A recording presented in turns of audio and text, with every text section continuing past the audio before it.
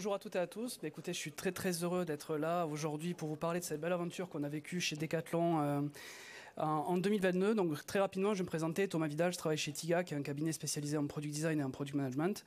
Et j'ai accompagné Decathlon comme VP Design pendant ces 15 mois. Donc je vous explique un petit peu ce qui s'est passé. On n'est pas passé de 20 à 120 designers parce qu'il fallait passer à 120 designers, mais parce que derrière, il y avait un projet. Ce projet, c'était de faire en sorte tout simplement qu'on ait vraiment des expériences de haut niveau homogènes. Donc on a travaillé par rapport à ça. Alors rapidement, je pense que si je demande à tout le monde dans la salle, si vous connaissez Decathlon, on va faire une belle hola et donc ça n'aura pas d'intérêt réel. Decathlon, vous le savez, on est là pour rendre durablement le plaisir et les bienfaits du sport et la pratique sportive accessible au plus grand nombre. C'est vraiment quelque chose qui est très important dans cette marque. On est en plus de 170, dans plus de 72 pays et on a plus de 500 millions d'utilisateurs qui utilisent nos produits au quotidien.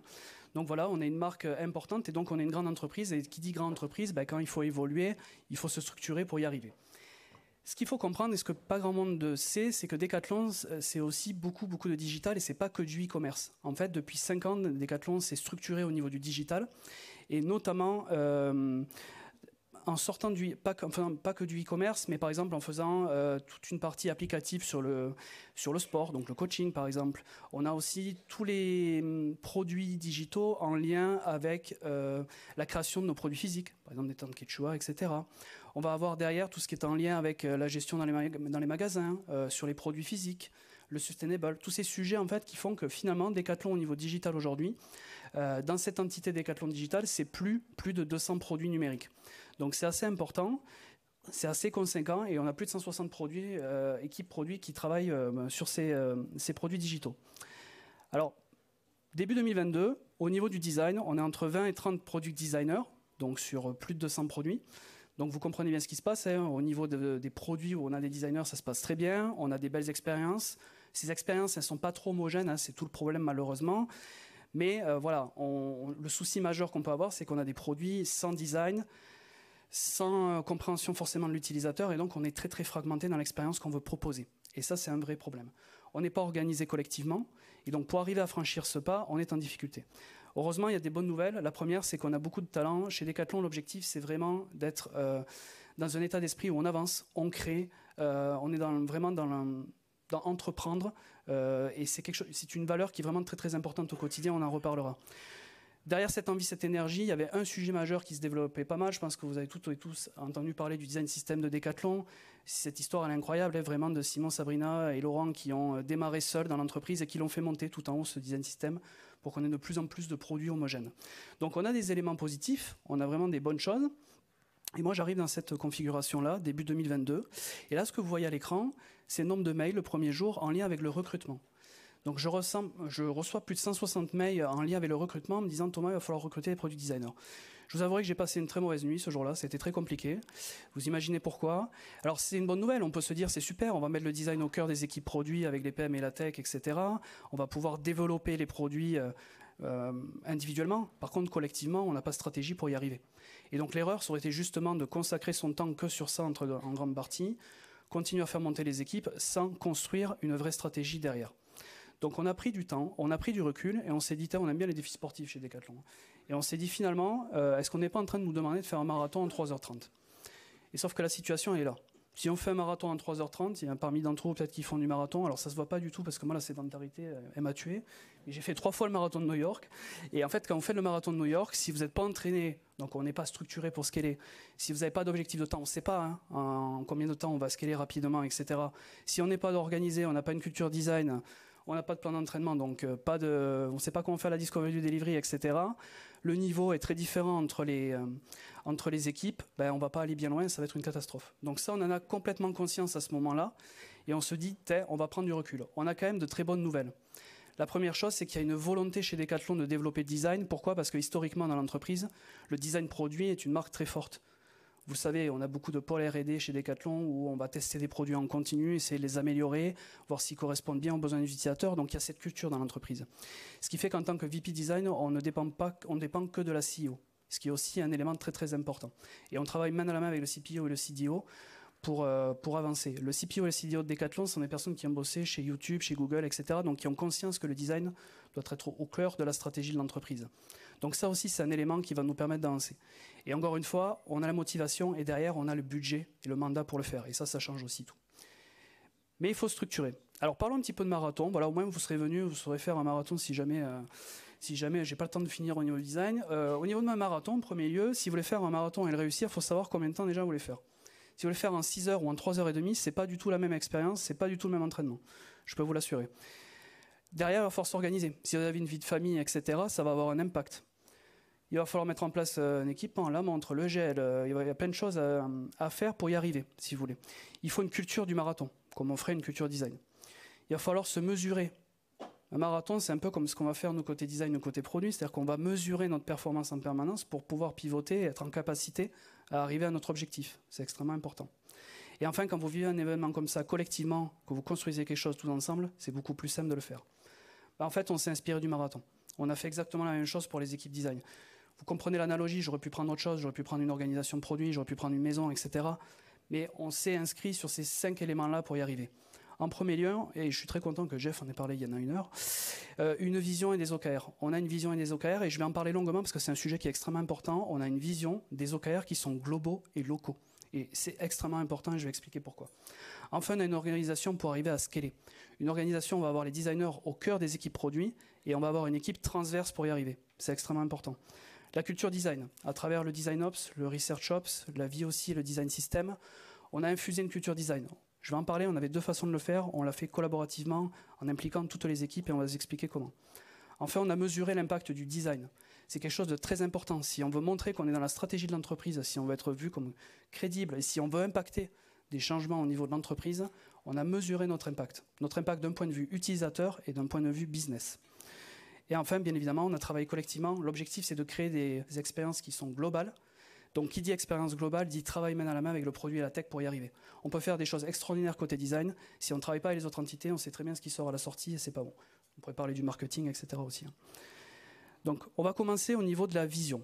En premier lieu, la vision, ça va être un état des lieux. On va regarder très concrètement où on en est, ce qu'on veut faire, quelle est la situation de manière globale. Et donc, on s'est réunis, on a fait des ateliers d'idéation entre seniors, entre managers, entre experts sur de l'équipe design. Et on a mis en place une vision. Cette vision est en lien avec la mission de Decathlon, qui est concevoir des expériences homogènes, de haute qualité et responsables.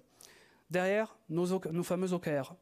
Utilisateurs, j'insiste, on en premier lieu passé sur le design. On a mis des OKR design global et au niveau de chaque équipe, parce que chaque équipe a des OKR et des besoins qui sont différents, des contextes qui sont différents. On n'est pas là pour imposer aux équipes leur façon de travailler, on est là pour travailler main dans la main avec les équipes pour le construire. Je crois que Jeff, il l'a dit aussi tout à l'heure. Au niveau du plan d'action derrière, parce que c'est bien d'avoir une vision et des objectifs. Derrière, il faut un plan d'action pour le faire. Donc on a mis en place un plan d'action. Et après, on a mesuré. On a mesuré si le design progressait, s'il était aussi en lien avec la stratégie de l'entreprise, et si localement, les équipes arrivaient à progresser. Et si le plan d'action, il était là aussi pour satisfaire les besoins des designers et des utilisateurs, les deux, mais si les designers se sentaient bien avec tout ce qu'on a pu mettre en place d'un point de vue design ops et research ops. Donc ça, c'est la vision de Decathlon. Là, ça fait, si je calcule à peu près le temps, on est à peu près, je crois, 7 ou 8 minutes. Vous êtes en train de me dire, ça y est, au bout de 8 minutes, il nous sort la phrase magique, un peu bullshit. Pas du tout. Je vous expliquais vraiment l'objectif et pourquoi on fait ça derrière. L'objectif de la vision de Decathlon, c'est de concevoir des expériences magiques pour tout le monde et partout, et faire en sorte d'être un partenaire sportif pour un monde plus sain et un monde plus responsable. Vous allez dire, c'est beau, c'est magnifique, etc. Mais en fait, cette vision, elle a été un cap pour nous en permanence et on a tout construit à travers ça.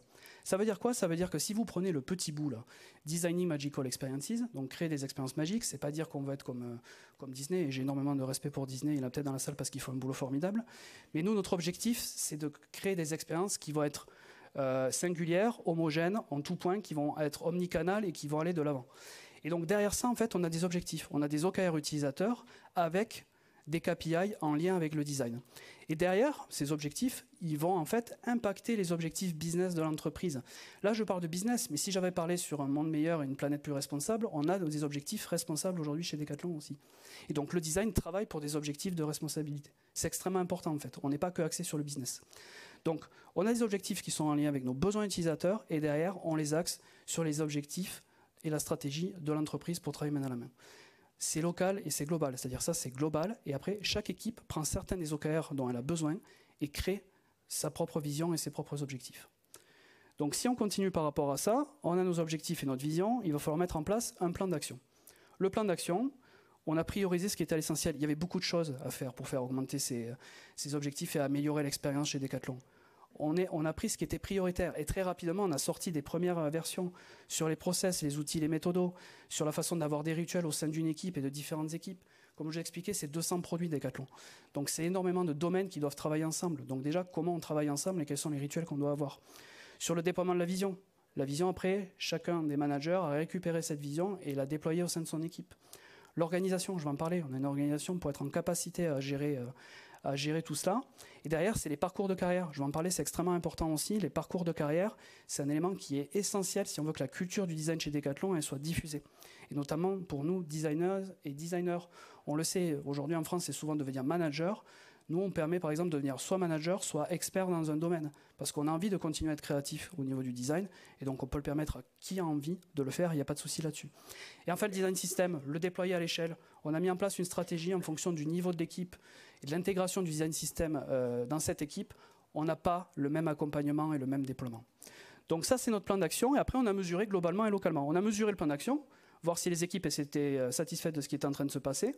On a mesuré nos indicateurs sur la vision globale, voir si ça s'améliorait. Ça peut être le NPS, le CSAT, la TrackDiff, le Brand Index. Il y a vraiment plein d'indicateurs qu'on peut utiliser. Et après, derrière, localement, chaque manager qui gère une équipe design, en fait, va avoir ces indicateurs et vérifier qu'au sein de son produit, au sein de son domaine, les choses s'améliorent aussi. Donc on est global et local. On n'est pas top-down. On fonctionne main dans la main entre les deux entités pour y arriver. C'est extrêmement important, en fait. On a mis en place une vision. Maintenant, il faut une organisation pour arriver à le scaler. L'organisation, elle va être au cœur des équipes et transverse. Je l'ai dit, on va bosser sur les parcours de carrière, l'onboarding, et on va itérer. L'organisation, elle va évoluer. On va passer de 20 à 120. Maintenant, on est 150. Donc, on va itérer pour s'améliorer et faire en sorte de gérer ça intelligemment. C'est vraiment l'objectif. Au niveau de l'organisation, on a l'ensemble des product designers qui sont au cœur des équipes. Donc, dans les impact teams, les feature teams, qui travaillent main dans la main avec les product managers et la tech. Et leur but, c'est d'aller des phases de discovery en research jusqu'aux phases de test, de prioriser les opportunités, ils en ont parlé tout à l'heure aussi, les problèmes transformés en opportunités, de les prioriser avec les product managers et la tech. C'est extrêmement important. Comme on a beaucoup de designers, on a à un moment donné un manager qui va gérer par domaine, le e-com, le retail, le sport, etc., qui va gérer ces designers pour avoir une continuité d'expérience, qui va avoir sa propre vision, etc. Et on l'a fait de manière humaine, c'est-à-dire que généralement, on avait entre 5 et 6 designers qui étaient gérés par un manager. De l'autre côté, parce que là c'est bien, on est au cœur des équipes, on gère nos produits, on les améliore, on veut une équipe transverse. C'est ce qu'on appelle les staffs. Je ne sais pas si vous connaissez forcément cette appellation, mais l'appellation staff, on la voit beaucoup en fait dans la culture design aux États-Unis, c'est un peu expert dans un domaine, donc ça va être design ops, research ops, design system. On a des experts transverses, des équipes transverses qui bossent sur la culture du design. Et je vais en reparler, c'est pas que la culture du design en chambre, c'est la culture design au contact des équipes au quotidien. Faire avancer les équipes, leur permettre de s'améliorer pour qu'elles puissent diffuser cette culture. Donc là, on a cette organisation de niveau. Derrière, il faut qu'il y ait des parcours de carrière, parce que si on veut que cette culture elle se diffuse dans le temps, c'est pas juste de la hiérarchie, ça n'a aucun sens. Donc derrière, on a des parcours de carrière. Si vous êtes product designer, junior, senior, junior confirmé senior, comme d'habitude, et après, vous avez deux possibilités. Soit vous devez manager, vous gérez une équipe, parce que vous avez envie de manager, il n'y a pas de souci dessus. Soit vous êtes un créatif dans l'âme, vous voulez continuer à être créatif, et vous devenez un expert dans votre domaine. C'est ce qu'on appelle un staff manager. Et après, vous pouvez devenir un expert en design ops, en research ops, etc. Mais vous pouvez devenir un expert aussi métier. C'est-à-dire qu'on permet les deux. On permet expert technique et métier. Ça veut dire quoi? Ça veut dire que vous pouvez devenir expert e-com. Vous pouvez devenir expert sur les apps de sport. Voilà. Et sur des sujets transverses où il y aura plusieurs apps, etc., vous allez intervenir et vous allez apporter votre contribution. Donc ça, c'est les parcours de carrière. Derrière, il a fallu recruter des super talents. L'objectif, c'est d'arriver à 70% d'internalisation.